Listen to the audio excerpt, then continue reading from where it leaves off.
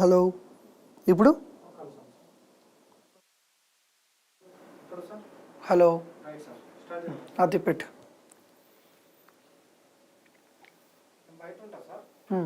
Check చేస్తుండండి నా face అంత okay.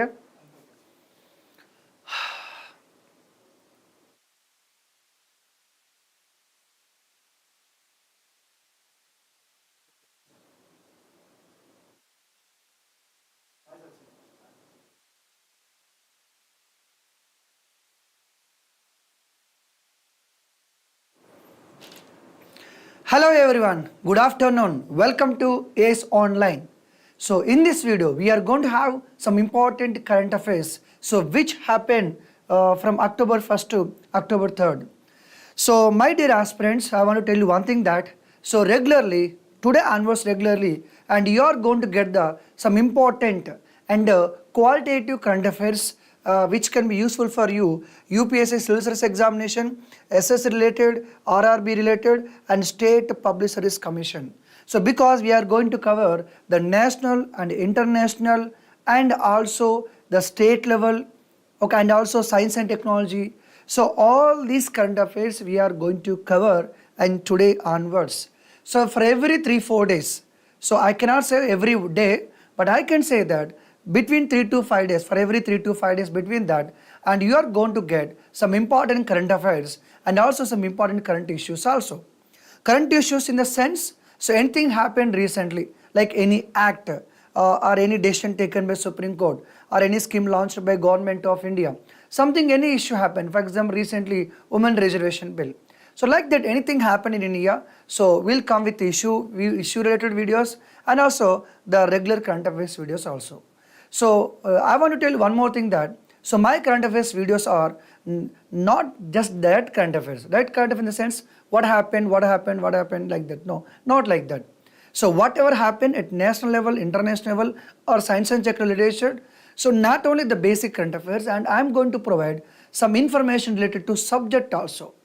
So subject with current affairs or current affairs based subject, so that so it can be helpful for you any examination and in India, which is civil service or SC, CGL, CHSL or RRB, JL, any examination, and definitely my current affairs are going to helpful for you. So if you want to get the qualitative and time current affairs, so please subscribe this channel. So please subscribe this channel so that and you'll get the regular current affairs. Okay, so without wasting time, let us start with. So come to October 1st, and we are observing as a International Day of Older Persons, International Day of Older Persons, and every day we observe. So there are many people who have a curiosity. What is a curiosity? Sir, where is the need to celebrate a day? Where is the need to observe a day? See, usually we don't discuss about the older people. Usually we don't discuss about the cancer. So if there is a cancer day, if there is a AIDS day, if there is a day for old people, and definitely we are going to discuss. Okay, so that's why the United Nations or any other international organization regularly they try to declare one particular day as a cancer day or AIDS day or habitat day or any day like that, international day of older persons. Next, and the specialty of October 2, not only Gandhi ji Jayanti, but also the birthday of Lal Bahadur Shastri. So everybody knows that Lal Bahadur Shastri worked as a prime minister. So Jawaharlal Nehru, after death of Jawaharlal Nehru, there was a person called Gulzar Lal Nanda. So after death of Jawaharlal Nehru, Gulzar Lal Nanda worked as a prime minister for temporary days, for temporary time, a temporary period, like only few days only. So after that, Lal Bahadur Shastri worked as a prime minister. So during Lal Bahadur Shastri, there was a war between India and Pakistan. And the famous slogan given by Lal Bahadur Shastri ji, the Jai Jawan and Jai Kisan, and one of the powerful Prime Minister of India. Even though he worked for less number of years, but he is a powerful Prime Minister of India. So, and he worked as a Prime Minister of India till 1966. And he was a person, he was died in Tashkent, not in India. He was died in Tashkent. So because the India is going to sign an agreement with Pakistan in Tashkent, and when the Lal Bahadur Shastri went there and he was died. Okay. Next, October 2nd, and one of the most important day, International Day of Non-Violence. Usually October 2nd we Indians celebrate as a Gandhi Jayanti, but the birthday of Gandhiji declared as a International Day of Non-Violence. Of course, no need to discuss all these things, but based on this day, I want to give you some information about Gandhiji. See, if you want to ask a question or tell me something about Gandhiji, it will take almost 1 hour, 2 or 3 hours. In a competitive examination point of view, I can discuss about Gandhiji 1 to 3 hours. But this is a current affairs video, but in less time, I will try to give you more information about Gandhiji in less time. So if you talk about Gandhiji, his titles, Mahatma, Rabindranath Tagore used to call him as a Mahatma, Father of Nation, and Subhash Chandra Bose ji, during a radio conversation, and he used a term called Father of Nation, and he called Gandhiji as a Father of Nation. Next to Bapu. So many people, especially Nehruji, used to call Mahatma Gandhiji as a Bapu. And Kaiser-e-Hind, it is a title given by British. Because Gandhiji supported World War I. Gandhiji supported the World War I, which is led by British. Yes. So that's why he was given Kaiser-e-Hind title. And also some people called him as like Winston Churchill called him as a half-naked fakir. So these are titles of Gandhiji. And the journals which worked by Gandhiji, so Young India, Navajivan, Harijan, and Indian Opinion. So these are journals and where Gandhiji published his opinions or whatever may be. So journals. And what about Gandhiji books? The books related to Gandhiji. The story of my experiment with the truth, everyone knows that. It is like an autobiography. The Hindu Swaraj, 1909, when the Gandhiji was in South Africa. He decided to translate one of the Ruskin book into Hindu Swaraj. And also one more book, India of My Dreams, and one more book, The Key to Health. Everybody knows that Gandhiji was given a lot of importance to the cleanness. The Gandhiji was given a lot of importance to health also. So based on that Gandhiji vision only, and our Honorable Prime Minister Narendra Modi ji launched a campaign called Swachh Bharat campaign. Okay, on October 2nd. Next. So everybody knows that initially Gandhiji went to England because he wanted to become a lawyer. He went to England, stayed for 2 to 3 years, again returned to India. And Gandhiji went to South Africa in 1893. So as a lawyer, he went to South Africa only on the basis of 1 year contract. So on the basis of 1 year contract, Gandhiji went to South Africa and he stayed in South Africa in 1915. So between 1893 to 1915, and Gandhiji returned to India 3-4 times. Okay, but he was stayed in South Africa till that time. So 1914, Gandhiji travelled from South Africa to England, and from England he travelled to India. So in 1915 January, so 1915 January 9th, Gandhiji returned to India where he was reached the Bombay coast. And that January 9th, we are celebrating as a NRA Day. That January 9th, we are celebrating as a NRA Day. And when he was in South Africa, and he was launched a journal called Indian Opinion. Because he want to publish the information, he want to publish his opinion, what is happening in South Africa in different languages, that is Indian Opinion, a journal, a newspaper. And he was found an organization called National Indian Congress. Because Gandhi stayed in Natal province of South Africa. So when he was in Natal, he found an organization called Natal Indian Congress and to work for the Indian people. And also Gandhiji founded ashram. In our language it is called ashram, right? So Gandhiji founded Thalsa ashram and Phoenix ashram in South Africa. But when Gandhi returned to India and he was founded Sabarmati ashram, everybody knows that, Sabarmati ashram. And later Gandhiji shifted the ashram from Sabarmati to Maharashtra. Sabarmati to Maharashtra. Is it clear? Okay, right. So later, so about the Gandhiji biography in India. I told that 1915 January 9th, Gandhi returned to India. By 1916, he was set up Sabarmati ashram. Okay, right. And later 1917, he was launched Champaran Satyagraha. Which is the first Satyagraha in India. So Gandhiji launched first Satyagraha in South Africa actually. So 1906, Gandhiji launched first Satyagraha in South Africa. So against a bill, against a decision taken by the South African government, which discriminated the blacks as well as the Asian people. So Gandhiji, first satyagraha in South Africa, 1906. So Gandhiji first satyagraha in India, that is Champaran satyagraha in Bihar, against Tin Katiya system. Against Tin Katiya system. Later, so 1918, so Gandhiji launched a satyagraha called Kheda Satyagraha. So Kheda Satyagraha in Gujarat, Kheda Satyagraha. So on the behalf of people, he fought against British government. And also he was launched Ahmedabad textile mill strike.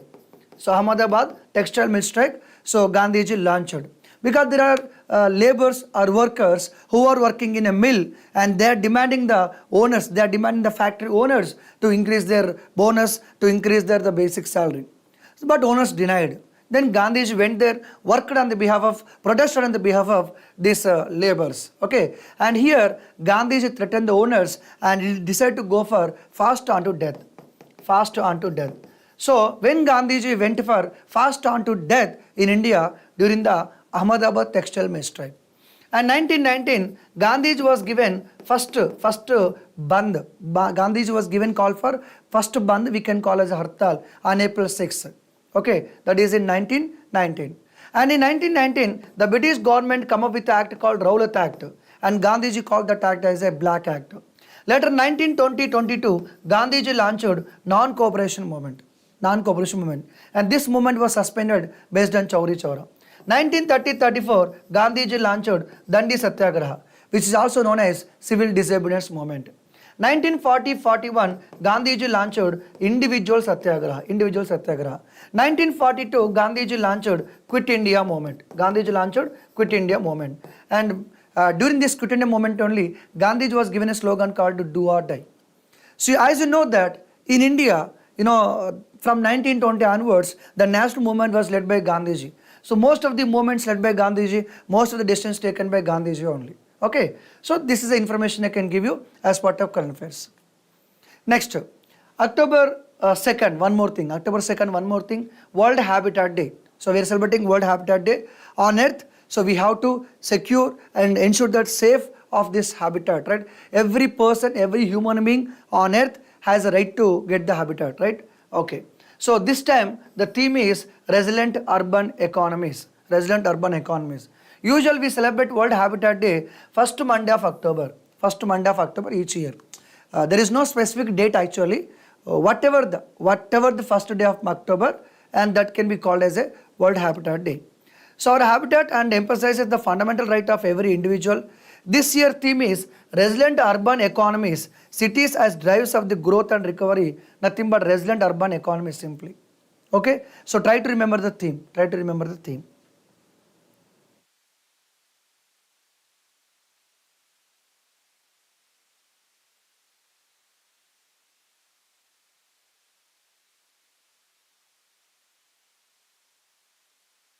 Okay, and some appointments here.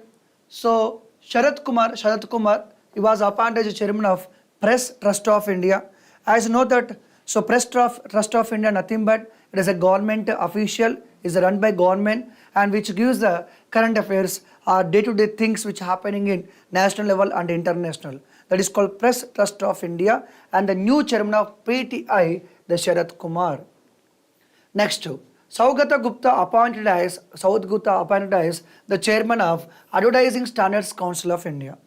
So ASCII is nothing but in terms of computer. No, it is not the computer related term. It is related to Indian government, the Advertising Standards Council of India. Usually every day and every time, every hour, hundreds of thousands of ads are playing at electronic media and all other mediums, right? And those advertisements are regulated by and the guidelines given by this organization called ASCI, the Advertising Standards Council of India. Now the new head is Saugata Gupta. Next, Lieutenant General Raghu Srinivasan takes over as the Border Road Organization Chief. So there is an organization called BRO. Usually we have Army, Navy, and also what we call Air Force, right? At the same time we have some forces like CRPF, Central Reserve, CRPF is there, BSF is there, Border Security Force is there, Assam Rifles is there, CRPF is there. Like we have many organizations are there, right, related to military. So then what is the role of BRO, sir? border road organization. So in India, India is having border with Bangladesh, border with Bhutan, border with China, and border with Pakistan, border with Afghanistan. Like we have border with many countries. Definitely at the border, we need to construct the roads. We need to construct the roads, or buildings, or bridges, and we have to maintain also. So for that purpose, we have a special organization called Border Roads Organization. And this border road organization has the responsibility to build roads across the border, So that is called BRO. So I have given some information about BRO because there is a chance to ask a question, which of the following statement is about BRO, or what is the role of BRO? Like that there is a chance to ask the question. So it is a road construction executive force in India that provides support to Indian armed forces. The BRO formed in 7th May 1960 to secure India's border and develop infrastructure in remote areas of the northeast states of the country. BRO develops and maintains the road networks, India border areas and friendly neighboring countries. So totally 19 states and 3 union territories including Andaman and Nicobar where the BRO is working. And also we are working with Afghanistan, Bhutan, Myanmar, Tajikistan and Sri Lanka also. So BRO is operating many infrastructure roads not only in these states and UTs but also in these countries also. Okay, that is the responsibility of BRO because border areas are very, very important. Next, Leander Paes. Leander Paes is the first Indian and also first Asian who are part of International Tennis Hall of Fame. So Leander Paes, the first Indian tennis player to be included in the International Tennis of Hall of Fame, the first ever Indian. Okay, you know about the Leander Paes? Yes, he is a person who was given inspiration to many young people and to learn and play the tennis game. And you know about Sania Mirza also. And he is a person, he won 8 Grand Slams. 8 Grand Slams. He won 8 Grand Slams as a double. Is it not a single player? Double player. And I also won 10 Grand Slams as a mixed double player. So mixed in the sense men and women. So if he is playing with men, it is called doubles. If he is playing with women, that is called mixed doubles. And he, Sania Mirza, won many Grand Slams. So Leander Paes was a person who won totally 18 Grand Slams. 18 Grand Slams, and he was awarded with Arjuna Award. He was also awarded with Padma Bhushan also. Leander Paes awarded with Padma Bhushan also. Okay, the great person, Leander Paes. He deserves everything. Next, new president of Maldives, Mohammad Moizu. So new president of Maldives, Mohammad Moizu. Actually, we are worrying about this person because he was a pro-China person. Pro-China person, not pro-India person. If countries like Maldives, plays always a key role in the ocean. Why, sir? Because if you observe that, so this is the India, this is Sri Lanka, where you can see the Maldives. So if the Maldives is under influence of China, definitely we are going to face a problem. Because Maldives, which are very much near to India, if the Maldives is indirectly under control of India, it is going to benefit India.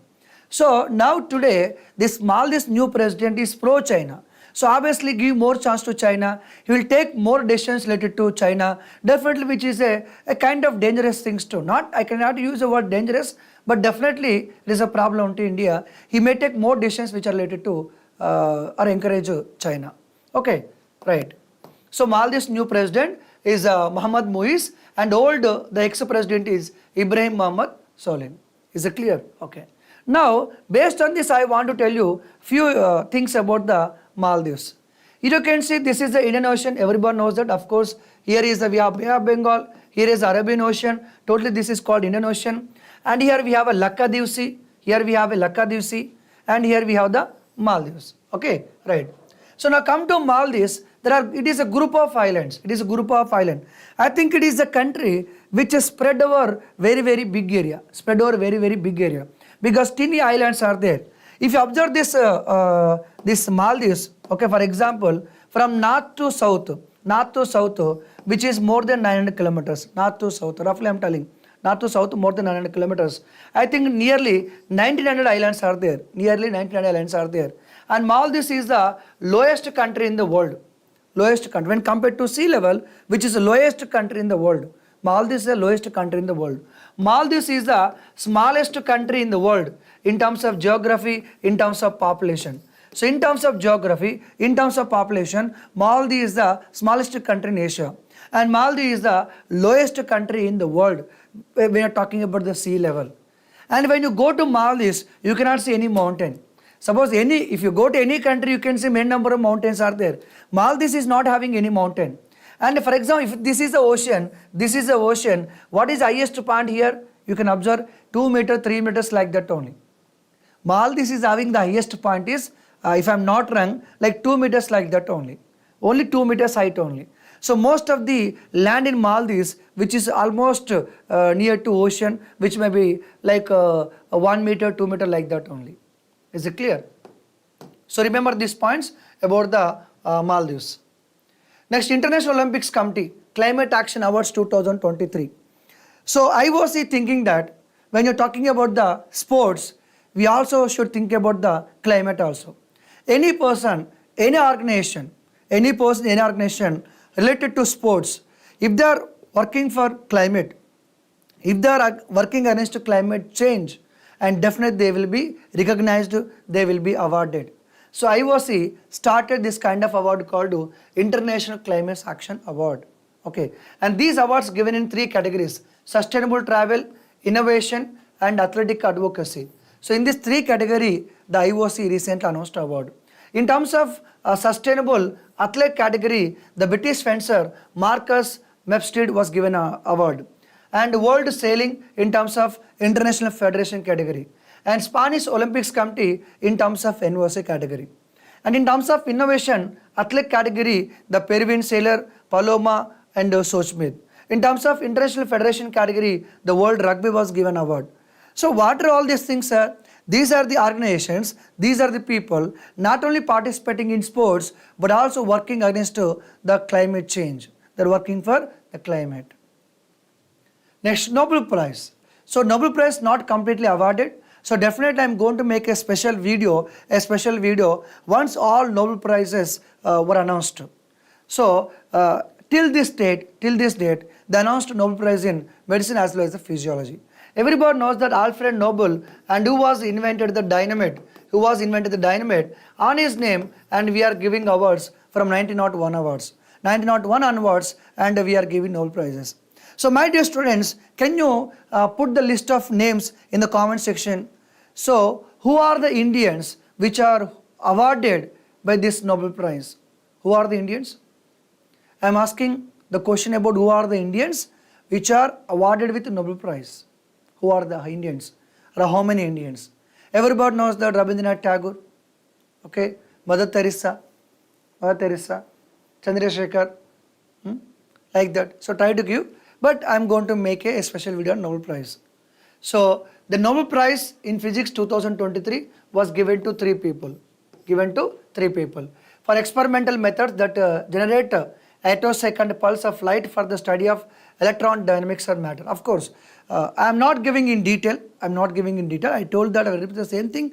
We'll discuss in detail what is this matter, why these 3 people give an award, and their country. We'll discuss in detail after 1-2 days. The Nobel Prize in Physiology also given to 2 people, especially for inventing vaccine against COVID. Next, mathematician Ruixing Zhang to receive 2023 Sastra and Ramanujan Prize. Everybody knows that we have a great person called Ramanujan, and the great person like mathematician Ramanujan. So in the name of Ramanujan, 2005 onwards, we are giving awards to some young mathematicians from 2005 onwards. So this time we given award to this person called Ruixing and Zhang. Okay, right. Next, recently the WIPO, so World Intellectual Property Organization, recently a report called Global Innovation Index. So they are going to give the rank. Sir, what is this Global Innovation Index, sir? Simply, every country, every place and people have some kind of innovation. So how countries are supporting this innovation? How this country is supporting the innovation? How much they are innovated? So obviously we are going to give the rank. And Indian government also recently, if you observe that from the last 10-15 years or 20 years, we're encouraging research and development, and we're encouraging many projects also, smart cities or whatever maybe, and space technology is there.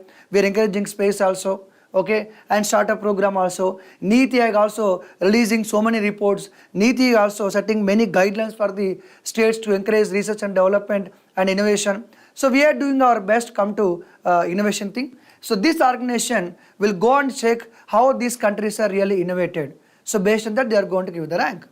So this Global Innovation Index is published by WIPO, World Intellectual Property Organization. World Intellectual Property Organization. How many members are there? 103 members are there, like UNO. And IPPSC convention was established in 1967. So let us see the ranks of countries who are top in this innovation index. If we talk about the country, Switzerland is number 1. In overall rank, Switzerland number 1. Since many years it is ranking number 1.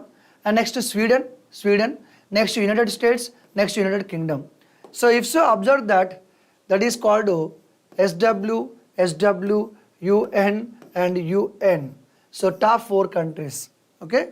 So what is the number 1 country? Switzerland. Number 2, Sweden and United States and UK. Sir, what about India, sir? India rank is 40. So in the Global Innovation Index, the rank of India is 40. In 2015, the rank is more than 80. In 2015, the rank is more than 80. In terms of 8 years, and our rank improved from 80s to 40. That is a great thing. What about the last rank, sir? Angola. Angola, which is in last rank. That means least innovation. Very, very less innovation methods. Okay, this is in total number of countries, Switzerland tops in terms of innovation. Highly innovative countries it is, in terms of government or people or whatever may be. Now come to region wise in the sense, in terms of Asia, in terms of Africa, in terms of North America. If you talk about the region wise, the Latin America and Caribbean. In terms of Latin Caribbean, Brazil, Chile, Mexico. In terms of North America, obviously United States, Canada. In terms of Sub-Saharan Africa, South Africa, Botswana. And in Europe, obviously Switzerland and Sweden. And in terms of Northern Africa, Western Asia, Israel. In terms of Central and South Asia, India. That is important. So, if you talk about entire world, Switzerland is number 1, India rank is 40. But if you talk about the region wise, in Central and South Asia, India is the number 1 in terms of innovation index. Later Iran, later Kazakhstan. If we talk about Southeast Asia, East Asia, number 1 is Singapore. Okay, right. I don't know how they are going to ask the question. They'll ask maybe the first rank, that is Switzerland. Maybe India rank 40. Maybe in terms of Central Southern Asia, India. Maybe they'll ask a question like that. And top 3 innovations economized by income group. See, this is overall rank, Switzerland number 1. This is region wise, the place wise are okay. And this is the income wise. Because you know that the developed nations, developing nations, okay, and the poor nations are there. Usually the high income countries are nothing but called developed nations. And we have middle income countries are there. High income countries are developed nations, middle income countries are developing nations. We are not using a term called development developing. We are using a term called high income, we are using a term called middle income countries. And poor countries are nothing but called low income countries. So in terms of that, obviously in terms of higher income, Switzerland number 1. In terms of upper middle income, China number 1. In terms of lower middle income, India is number 1. And in terms of low income, Rwanda number 1. So when you talk about India, 3 things you have to remember. Number 1, in terms of Global Innovation Index, India rank is 40. Okay. In terms of the Southeast Asia, Central Asia, India number 1. And in terms of the lower middle income country, India number 1 rank. Clear? Okay. And this time, not only they list out the Global Innovation Index, and also they mention the top science and technology clusters. They identified some cities, some areas where they given more importance to science and technology, more importance to research and development. So in around the world, in entire the world, they identified 100 places which are giving lot of importance to science and technology and research and development. Is it clear? So they identified 100 clusters, 100 areas are there. The areas in the world where the highest density of inventors and scientific authors also located. So more scientific authors are there and more inventors also there in that area. So when they encourage science and technology, more inventors are there, more scientific authors are there. Tokyo, Yokohama, followed by Shenzhen, Hong Kong, and Guangzhou, Seoul, Beijing, and Shanghai, Suzhou. These are the top clusters where they have more inventors and more scientific researchers, more scientific authors. Okay, so that is what. So S&T clusters are China now has the largest number of clusters in the world. Now they'll ask you a question. According to Global Innovation Index, which country has more number of science and technology related clusters? Answer is China. Simple question. Very simple question. As per Global Innovation Index, so which city top 1 in terms of science and technology cluster? That is Tokyo, Yokohama. Sir, you're talking about top, you're talking about China. Sir, what about India, sir? So don't we have the science and technology clusters? Okay, yes, we have, but out of 100 in the world, India is having only 4 cities. So come to Global Innovation Index report. In that report, out of top 100 science and technology clusters, India is having only 4 cities in the list. 4 cities only. That is called Chennai, Bengaluru, Mumbai and Delhi. So these are the 4 cities which are mentioned as a top 100 science and technology clusters, but not in top rank. So come to India. In 2015, the rank is 81 and 40, 2023. Okay. So as per Global Innovation Index, India need to improve more on infrastructure, more on business sophistication and more on institutions. To improve our innovation, we need to focus on all these things. Okay. Next, President grant assent to Constitution Amendment provide women reservation in Lok Sabha and assemblies. Everybody knows that recently the new parliament building passed a bill called Women Reservation Bill, which is historic in nature. So it is pending in the parliament since many years. So finally it got approved from President of India. Everybody knows that every bill can become an act. Every bill can become act if it is approved by Lok Sabha, if it is approved by Rajya Sabha. Any bill can become an act if it is approved by Lok Sabha and Rajya Sabha, then to send to President of India. Once President of India given his assent, that can become an act only. So now let us have some information about the Women Reservation Bill in examination point of view. So it is nothing but called 128th Constitutional Amendment Bill. Okay, the bill has a name called Nari Shakti Vandan Abhiyan. The bill name is Nari Shakti Vandan Abhiyan. So this bill is going to provide 33% a political reservation in the Parliament and State Assembly. So let us have some important data about the Women Reservation Bill. Definitely there is going to ask the question in civil service, any state level and any examination. See, so the bill was passed in special parliament session which started 18 September. The bill number is 128th Constitutional Amendment Bill. But the once become the act, it is called 106th Amendment Act. So what are the articles included in the Constitution? So 239 AA, which includes 3 sub-articles BA, BB, BC, 330A, 332A, 334A. So these are the new articles inserted into Indian Constitution. Next. So this is the 17th Lok Sabha. When the bill was passed, Lok Sabha Speaker is Om Birla. So, Women Reservation Bill introduced in the Lok Sabha 19th September by the Minister of Law and Justice Arjun Ram Meghwal, and this was approved by Lok Sabha 20th, passed with only 2 MPs opposed, every MP present in the Lok Sabha supported. So the party is MIM party, which is Hyderabad based party. So this is only one party. This party is having 2 MPs. This is only one party opposed Women Reservation Bill. All political parties supported the bill. This is Lok Sabha. Now come to Rajya Sabha. So at this point, when the Women Reservation Bill is passing, the Rajya Sabha chairman is Jagdeep Dhankar.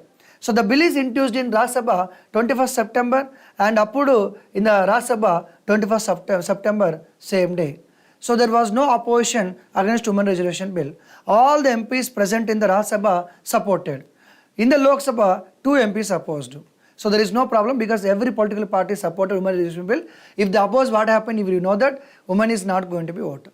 Okay, this is women reservation bill, some basic information. Okay, now come to main point about the women reservation bill. Reservation to whom? Women. Reservation to whom? Women. Where? In political matters. Okay, where? In parliament and state. In parliament and state. So women will be given 33% reservation in parliament and also state assembly. When talk about the parliament, 2 things are there. Lok Sabha is there, Rajya Sabha is there. So where women was given 33% reservation? Only in Lok Sabha. My dear students, remember that women reservation was given only in Lok Sabha. That means today 543 seats are there. So 33% of 543, like that. So come to Rajya Sabha, there is no women reservation. Why, sir? Because Lok Sabha members are elected by people. Rajya Sabha members are not elected by people. That's the reservation was not given. Come to state. In state also 2 houses are there. Legislative Assembly, Legislative Council. Sasana Sabha and Sasana Mandal. So Legislative Assembly, Legislative Council. Okay. So Legislative Assembly member is called MLA. Legislative Council member is called MLC. All the MLAs of state directly elected by people, but MLCs are not directly elected by people. So out of all the states, only few states are having this legislative council. I'll explain in detail. So when talk about the parliament, we have 2 houses. That is Lok Sabha, Rajya Sabha, 2 houses. When you talk about the state, 2 houses are there. Legislative Assembly, Legislative Council. So what I'm trying to say here, every state is having Legislative Assembly, that 1 house, but not all states are having Legislative Council. Only few states are having Legislative Council. So that's why reservation was not given in Legislative Council. So what I'm trying to say finally is the women reservation was given only in Lok Sabha, only in Legislative Assembly of state. Okay, right. In India, all states are having assembly. What about UTs, sir? What about UTs, sir? Not all UTs are having assembly. Only 2 UTs are having assembly, that is Delhi and Pondicherry. So Pondicherry, Delhi, both are having assembly. Sir, do they have the women reservation bill? Yes, only Delhi. Only Delhi assembly was given women reservation and Pondicherry assembly was not mentioned here. So what I am trying to say finally, women reservation was given 33% in Lok Sabha, in state legislative assembly, in Delhi assembly. So in 3 places only the women reservation was given. Because there is a chance to ask the question, so in which of the following, women was given reservation politically, that is 33%. A, Lok Sabha, B, Rajya Sabha, C, State Legislative Assembly, D, Legislative Council. So what is the answer? That Lok Sabha, State Legislative Assembly. So that clarity you need to maintain. Okay. Any reservation for caste? Obviously. So they are given 33% reservation. What do you mean by that? Let me give example. For example, 100 seats are there in Lok Sabha. 100 seats are given in Lok Sabha. 33% means 33 seats. 33 seats will be given to whom? Women. In this 33, some of the seats are given to SC, some of the seats are given to ST, but not BC. BC was not given reservation, ST given, SC given. So within 33, 1/3 will go to SC, 1/3 will go to ST, remaining are general or open category. Is it clear? Yes. OBC was not given, OBC women was not given reservation. How reservation decided, sir? No idea. So in India totally 545 seats are there. Out of 545, which seat will be reserved for the women? In Telangana, in Delhi, in Manipur, in Gujarat, in Tamil Nadu. So in which state and which seat will be given reserved for women? No idea. That will be decided by Parliament through Act. We don't have any idea. So when reservation is going to effective? Not now. Women reservation is not going to be implemented now. First of all, the government has to conduct the census. That means first they need to conduct the population. So because, sir, why not now, sir? If the population is conducted, if the census is conducted, maybe women population is going to be increased. So when there is a more women population and women will get the more number of seats, obviously.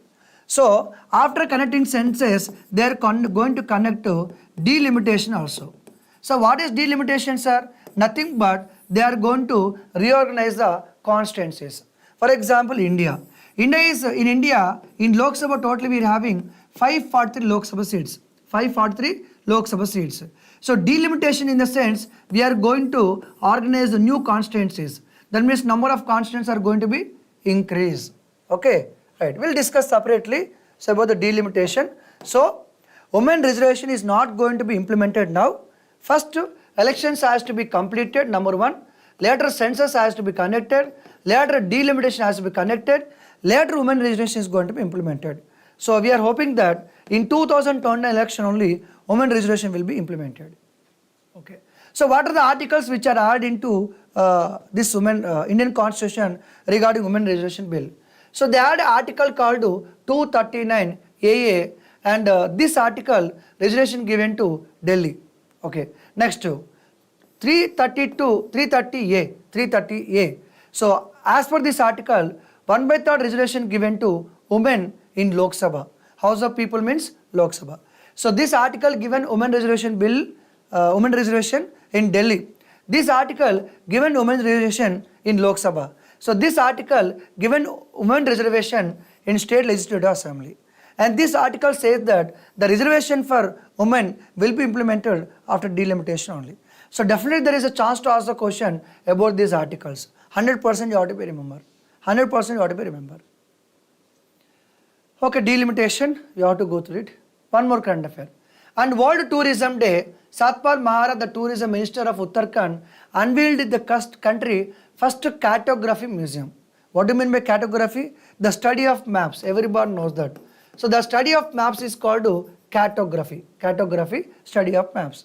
So they are going to display all the maps which are related to India, or maybe Everest, or maybe states, whatever may be, all kind of maps in 3D effect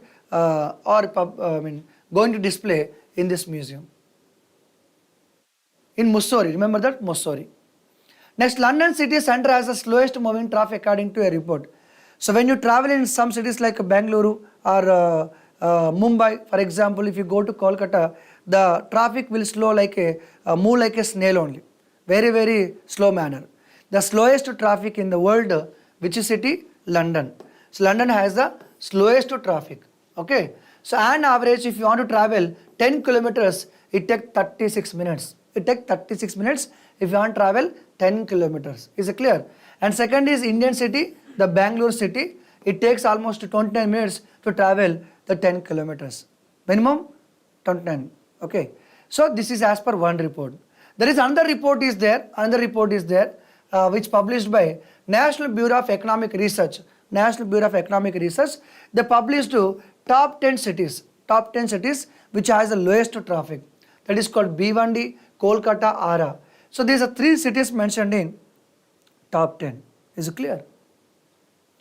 Next, editor-in-chief, one of the world's oldest iconic New England Journal Medicine and American professor microbiology and infection disease, Dr. Eric J. Rubin visited India. Simply he is an American scientist recently visited India. That is a matter. Okay.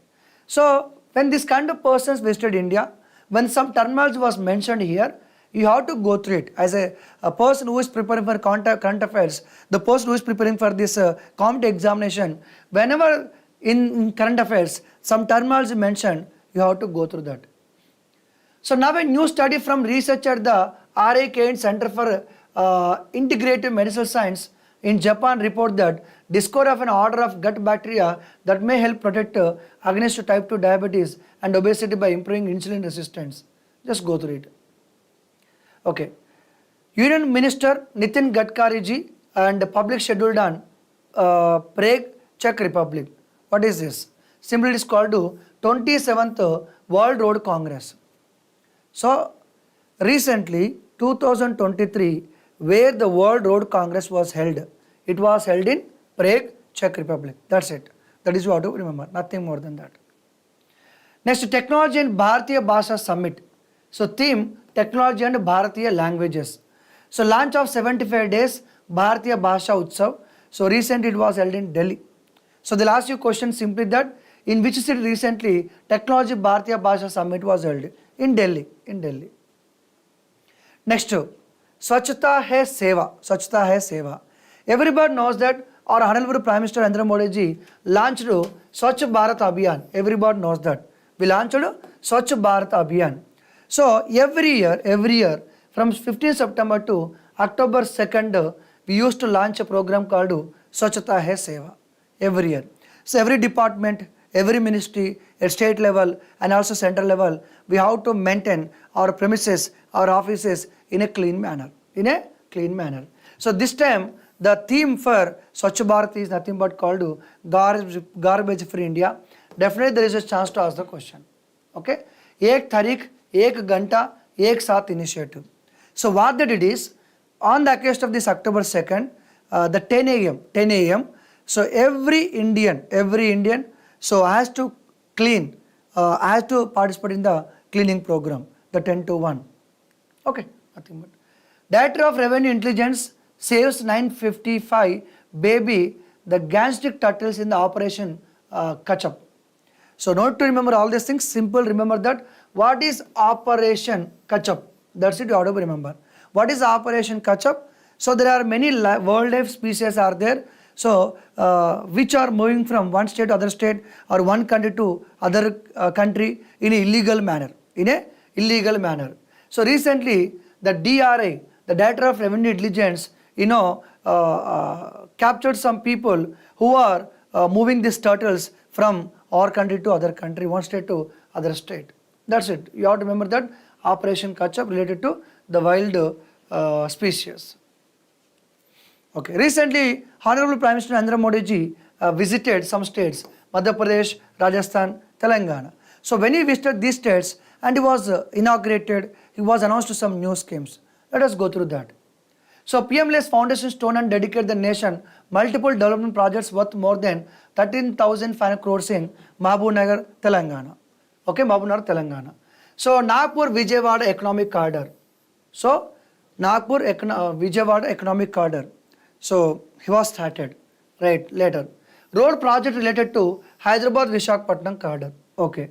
Inaugural train between Hyderabad, Kachiguda, Raichur and Kachiguda. Okay. And started multi-product petroleum pipeline between Krishnapatnam to Hyderabad. So Andhra Pradesh to Telangana.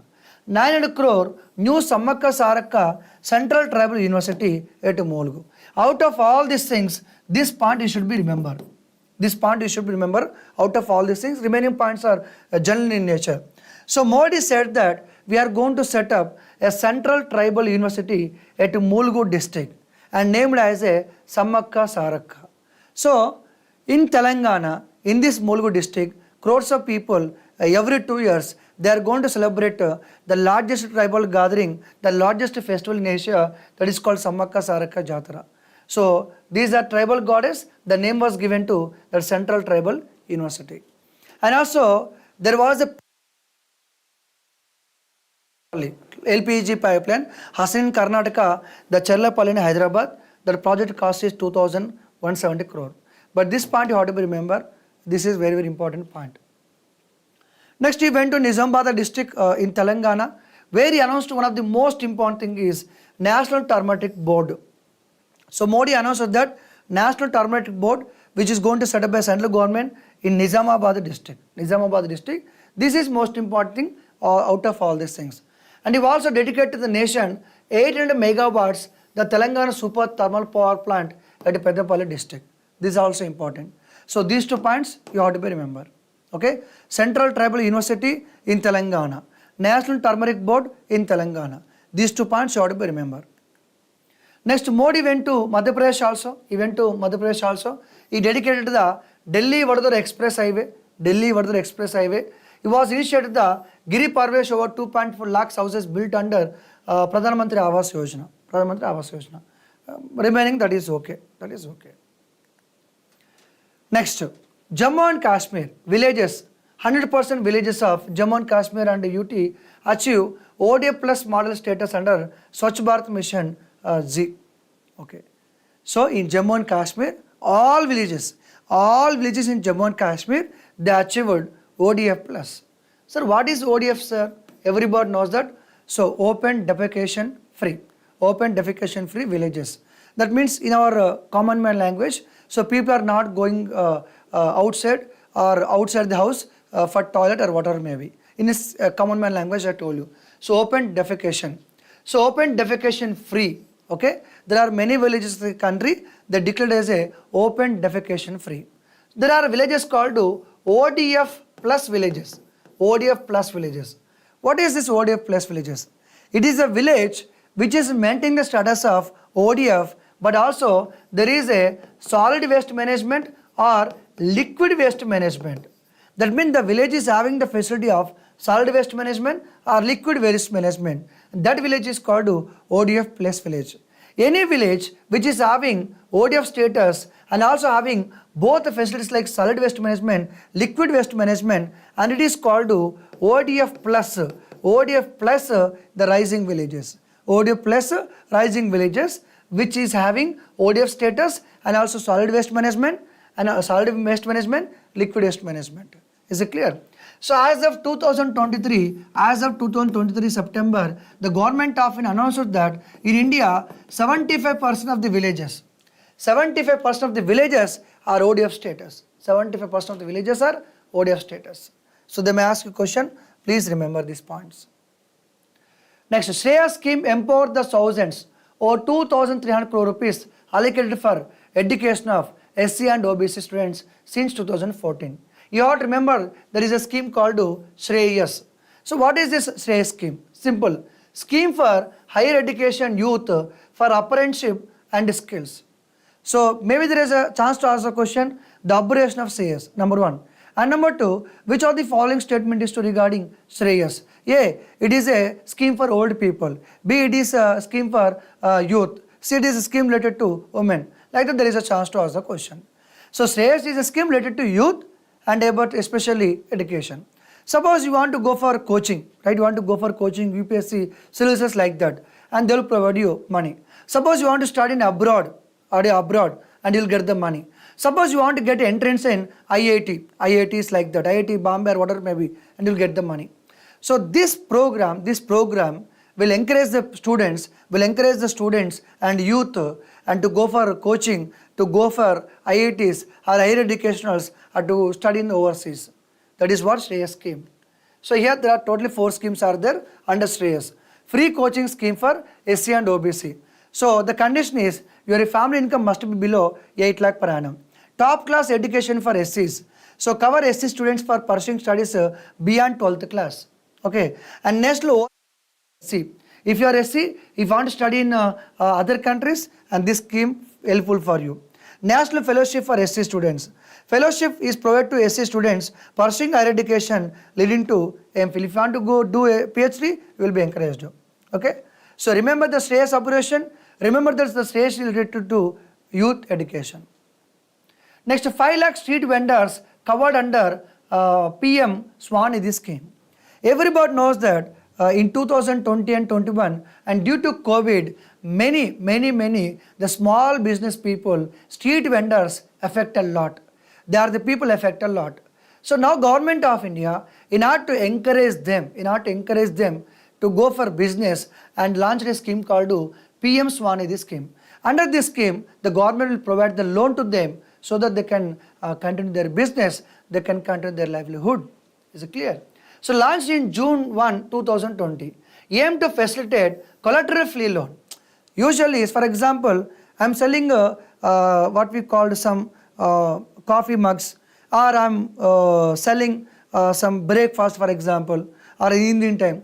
You are doing something on street, right? Or I am selling the fruit, or selling the flower. I am a street vendor. I don't have any properties, because whenever you want to get the loan from banks, they'll ask you where is the security. Whenever you want to get a loan from bank, they'll ask you security. Do you have a house? Do you have a land? See, as a street vendor, how can I have a land? How can I have a house? So when you don't have this security, when you don't have this house or land, you cannot get a loan because you don't have the security. So government is providing collateral-free loan. That means in spite you are not having any security, no land, no house, nothing is needed. So at a free of collateral, you will get a loan from bank. Is it clear? So it is implemented by Ministry of Housing and Urban Affairs. and disbursement of a remarkable almost to 65.75 lakh loans are distributed and benefiting over 50 lakh street vendors and total value exceeding 8,600 crore. Wow, super. So this is called PM Swanidhi, PM Street Vendor, PM Street Vendor Atmanirbhar Nidhi.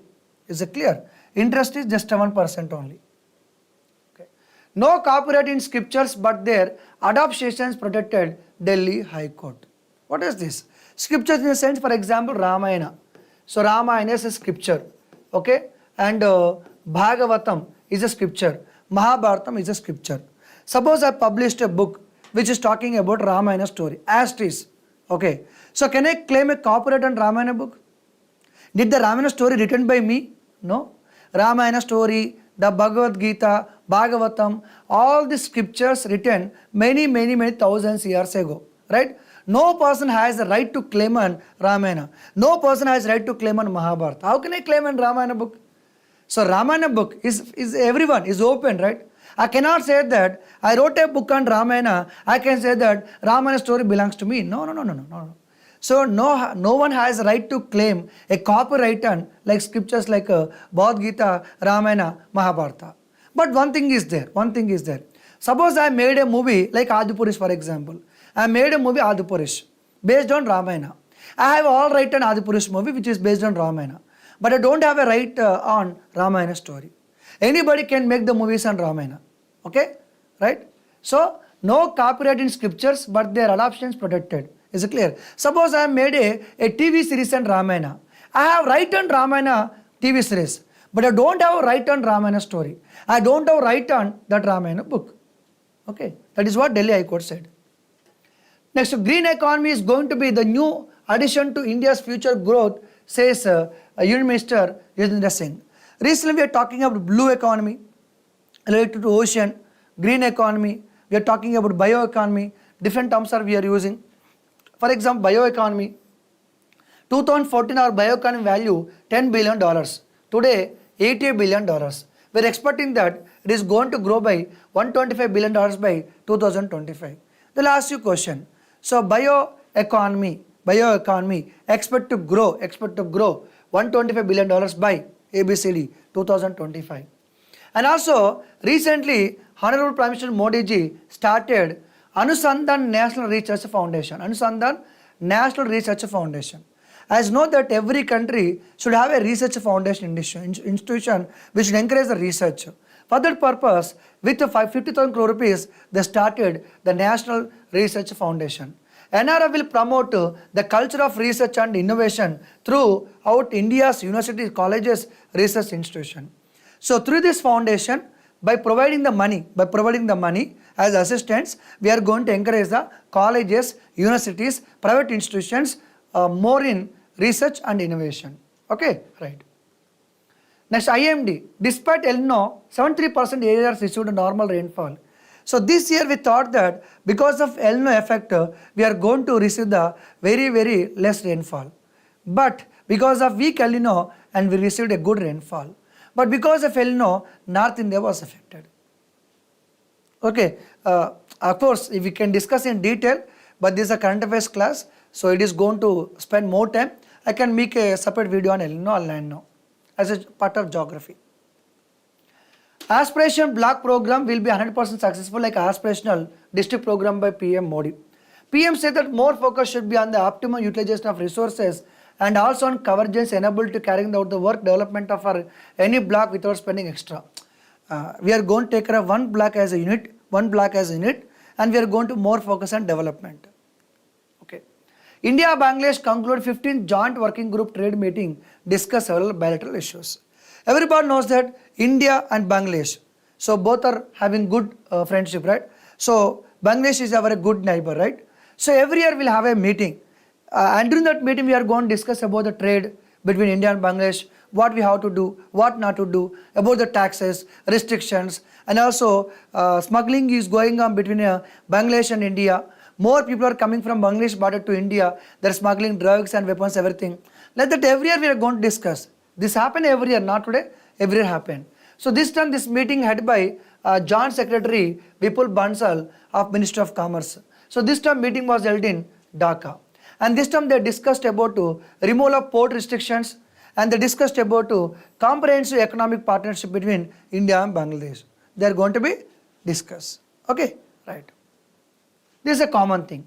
So based on this, we should focus on what is the, as a student who preparing for competitive examination, so which states are sharing boundary with Bangladesh? Which states are sharing boundary with Bangladesh? What is the distance between all these things? Okay, we should know it. So if we talk about the Bangladesh and border, Bangladesh having border with West Bengal, having border with Assam and Meghalaya and Tripura and Mizoram. So Bangladesh sharing its border with 5 states. What are the 5 states? West Bengal, Assam, Meghalaya, Tripura, and also the Mizoram. Okay, so these states are sharing boundary with Bangladesh. And longest boundary, everybody knows that. Longest boundary. Okay, now come to India-Bangladesh current affairs, which happened from the past 1 year. India-Bangladesh current affairs.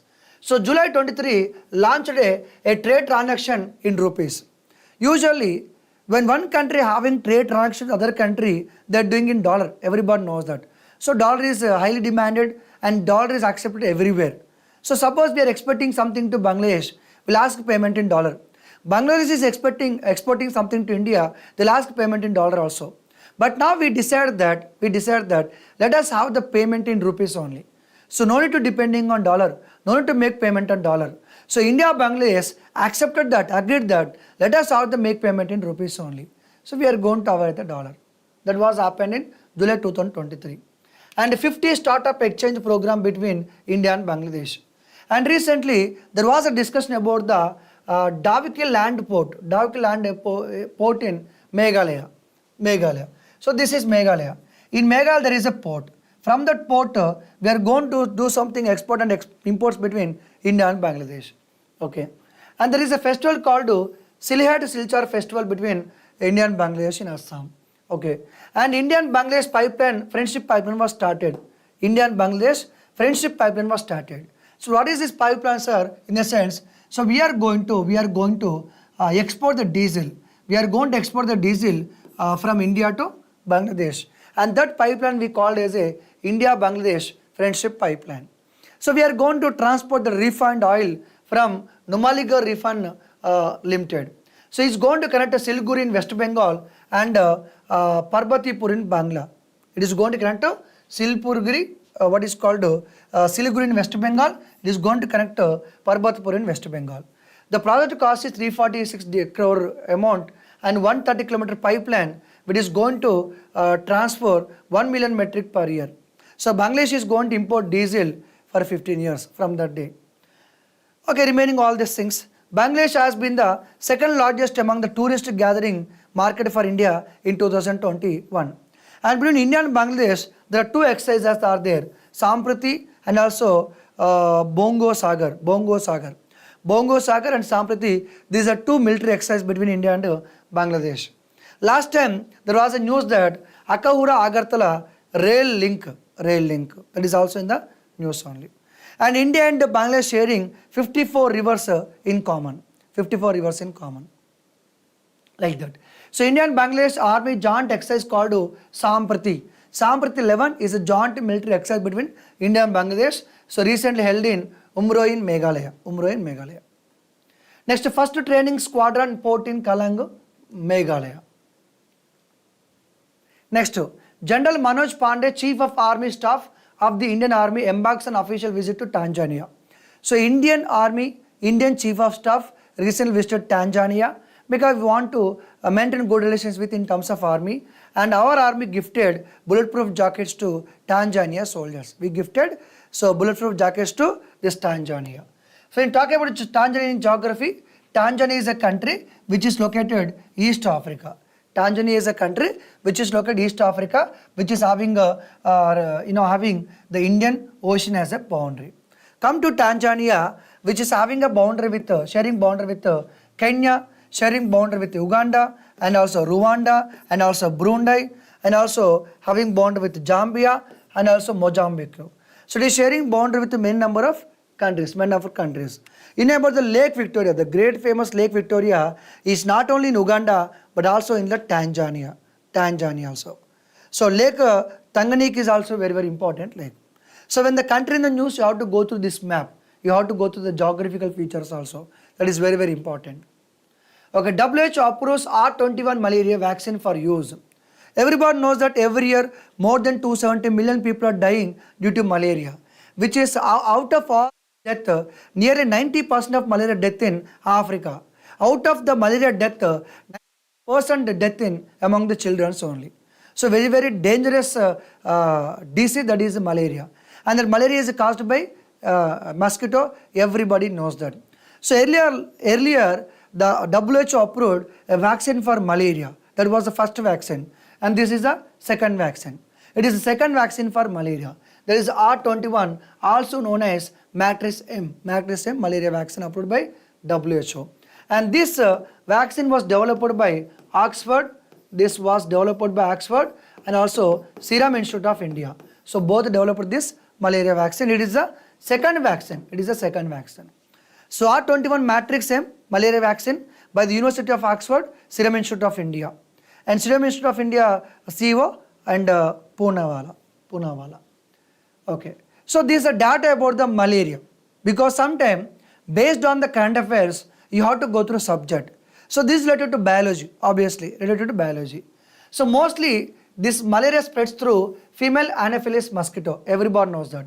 The malaria also can be spread through blood transfusion and contaminated needles. Remember this one. They'll ask you question, which of the following statement is true regarding malaria? Yeah, it can spread through blood transfusion. You'll have a doubt.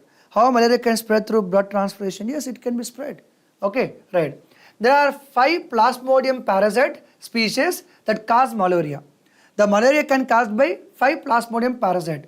Out of this 5 Plasmodium parasite, the P. falciparum and P. vivax are dangerous, and this one is very very dangerous, which can cause death also. In 2021, as per WHO, nearly half of the world population was risk of malaria. Okay, right. And in that year there were estimated 247 million cases of malaria worldwide. Estimated number of malaria deaths today and this much, 6,19,000 died. Okay, roughly. And African region account for 95% of case, 96% of death. That means in the world 100 malaria cases are there, 95 cases in Africa. So if in the world 100 people died due to malaria, 96 in Africa only. And children under 5 accounted for almost 80% of death. This is what statistic about the malaria. Okay, right, go through that. This is the first vaccine of malaria, This is the second vaccine. Second vaccine is called R21. The first vaccine for malaria is RTS or AS01 malaria. Okay, this is the first vaccine. Next, I have to buy 156 more Prachanda light combat helicopters. It is talking about the Prachanda. What is Prachanda? It is a helicopter. What is this Prachanda helicopter specialty? Number 1, which is manufactured in India by HAL. Number 2, it is the only one helicopter in the world which can land and take off above 5,000 meters. Above 5,000 meters. Okay? Which is the only one helicopter in the world. Okay? Prachanda means helicopter, remember that. Who are manufacturing? Hindustan Aeronautical Limited. Iran claims launch of imaging satellite Noor 3 into orbit 450 kilometers above. Simply the last question, recently Noor 3 satellite was launched by which country? Iran. That's it. So these are the only 3 days current affairs.